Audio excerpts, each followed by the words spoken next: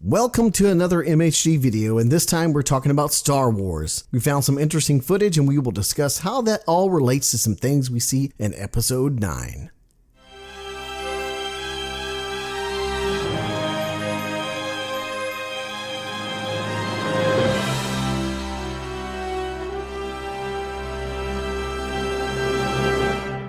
During Star Wars Celebration, we all got to witness the new teaser trailer for Star Wars Episode 9. And to all of our surprises, we heard this at the end.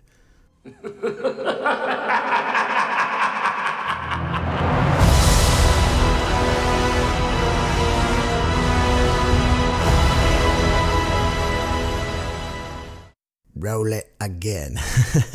For all us Star Wars fans, this really blew our minds. Is Palpatine back as a Sith ghost? Is there a flashback? Why would we hear his laugh if he isn't dead? The best way that I can explain this to you is to actually look at past lore of Star Wars, past episodes of Clone Wars, and Star Wars comics. So let's begin. In the old EU or extended universe, some of you may be familiar with the story arc that Palpatine actually had clone bodies that used transfer essence to place his spirit into a cloned body. Now this was a very dangerous process, but was possible for Sith to do, as Sith did not have the ability to become Force ghosts like Jedi. For Jedi, they could become one with the Force, but also have the ability to retain their individual identity. And the reason why Sith could not do this is because it was an act of selflessness. Giving oneself up to become one with the Force rather than wielding the Force as a power to dominate. Now, I found a really interesting clip from an unpublished episode on the Star Wars animated series where Dave Filoni discusses this. Now, who's Dave Filoni? Some of you may have heard him as he is the heir apparent to George Lucas. He spent many years working closely with George, working on the Clone Wars animated series, and he really does care and understand the Star Wars universe as a whole. Now listen to what he and George said about the one episode dealing with the Mortis son and him encountering the Sith ghosts of Darth Bane and Darth Revan. Final episode of Mortis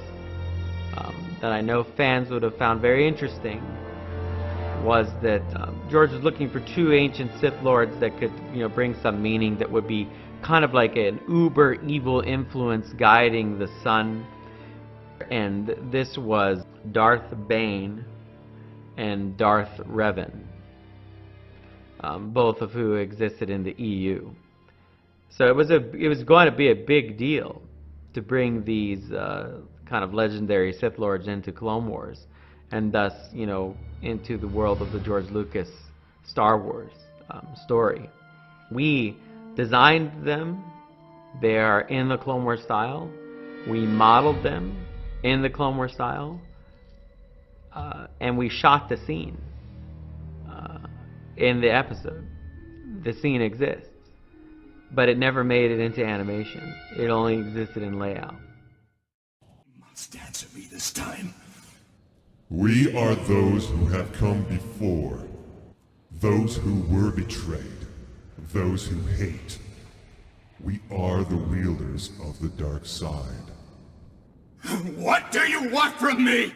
We stand before you, disciples of the dark side, intent on its supremacy. It has been foreseen that one lives who will control the universe. Where? It is unknown. But know this, the Chosen One is the key. He who controls Skywalker will control everything. I was very apprehensive of this scene, as cool as it was, because of the implication of it, which is that these Sith Lords could separate themselves from the Force and somehow talk to the Son. That seems like a big deal. About the time after we had shot it and we sent the reel to George, George watches it, and he loved it. It was great.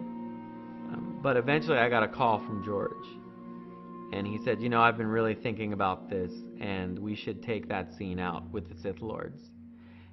And as disappointing as it was in a way, I guess, because it would have been cool to have those characters appear in Clone Wars, it was absolutely the right thing to do, because they just can't exist in that form. They can't exist in that way.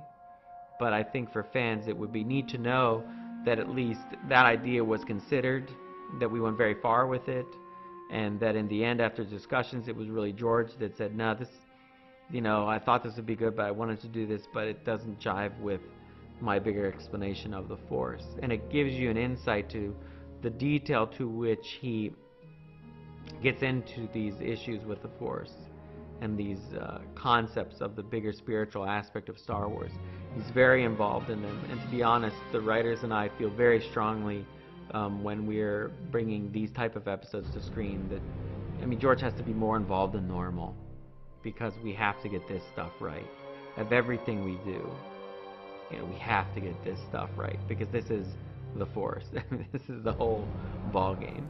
So, as you can see from the video, Dave and George both agreed a Sith ghost would not work in the grander view of what George Lucas originally intended for with the Force. So I don't think we'll see a spirit ghost of the Emperor. So we're back to the transfer essence idea for Palpatine. Now, in the old EU, Palpatine and Sith Emperor Vitiate did it, but we all know that is no longer considered canon. So what's a canon option? Well, the other option is the lesser form of transfer essence, where you actually anchor your spirit to objects or places. One example of that in canon is the new Star Wars Darth Vader comic, where we see this happen to the mask of Lord Mammon. He anchored his spirit to the mask in such a way that it still corrupted and manipulated others around him who were still alive. He used his manipulation to have Darth Vader bring him to a dark side locus location in his castle on Mustafar, where Darth Mammon used the powerful dark side aura to resurrect himself. Yes, he resurrected himself from the dead. Another example of this is when we see Yoda travel to Korriban in the Clone Wars animated series. As he's trying to understand to become a Force ghost, he encounters the spirit of Darth Bane, who anchored himself to his tomb on Korriban.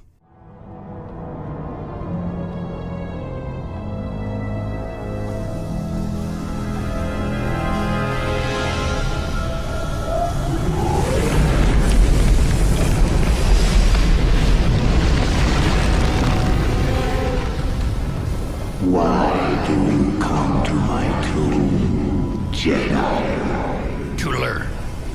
Do you know who I am? Yes. Darth Bane. The ancient Sith Lord, you are. And know why I am not forgotten? Created the rule of two. You did. The Sith killed each other, victims of their own greed. But from the ashes of destruction, I was the last survivor. I chose to pass my knowledge on to only one. I created a legacy so resilient that now you come before me. Have you come to be my apprentice? You must kill me to gain my place. Dead you are already. Then what stands before you? An illusion. Real, you are not. You do not fear me. No. Exist, you do not anymore.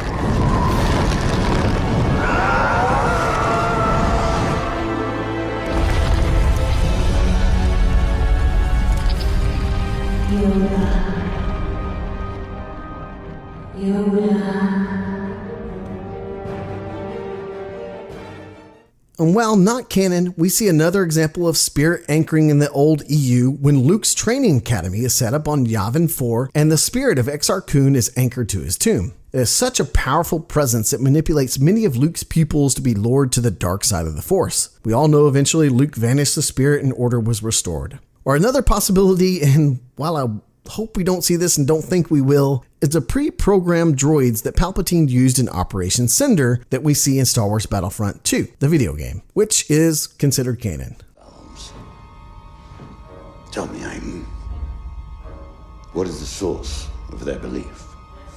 Hope. Correct. This messenger's presence is a great honor, one I choose to share with my daughter.